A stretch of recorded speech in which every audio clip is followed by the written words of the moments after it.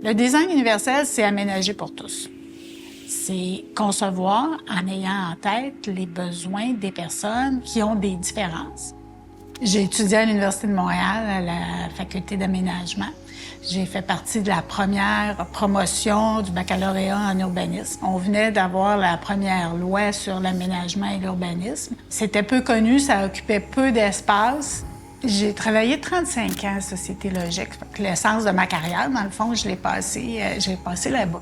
Puis j'ai compris que j'avais une capacité d'agir aussi pour générer un changement, puis que tout était à faire dans ce domaine-là. Donc, tranquillement, bien, on a réussi à établir cette relation de confiance-là où on est devenu de l'aide pour réaliser des meilleurs projets. C'est parce qu'on est des professionnels de l'aménagement. On comprend les défis de concevoir un lieu et on comprend aussi les utilisateurs. Donc, on est un peu le chaînon manquant, dans le fond. Au début, on n'était pas nécessairement bien reçus. On était reçus plus comme des critiques des projets. Et on s'est buté à l'autre mythe tenace et important. C'est pas beau, c'est laid.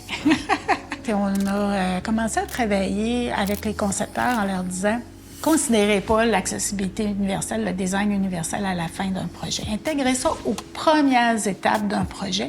Vous allez avoir une performance beaucoup plus grande parce que quand c'est réussi, ça paraît pas. Une des belles réalisations dont je suis le plus fière, c'est la bibliothèque du Boisé. Les concepteurs ont su intégrer ces principes-là de design universel dès les premières étapes pour faire un lieu qui est aisé à comprendre, aisé à lire, qui est très beau, où c'est facile de se déplacer, d'utiliser tous les aménagements qui sont offerts. L'avenir du design universel, c'est d'élargir aussi l'analyse des autres différences qui ne sont pas nécessairement liées aux situations de handicap. Mon Dieu, d'être considéré comme un ambassadeur de qualité, ça me touche beaucoup de voir que les gens m'ont pas vue seulement comme une fatigante qui venait les challenger, mais comme quelqu'un qui a contribué à améliorer la qualité de l'architecture.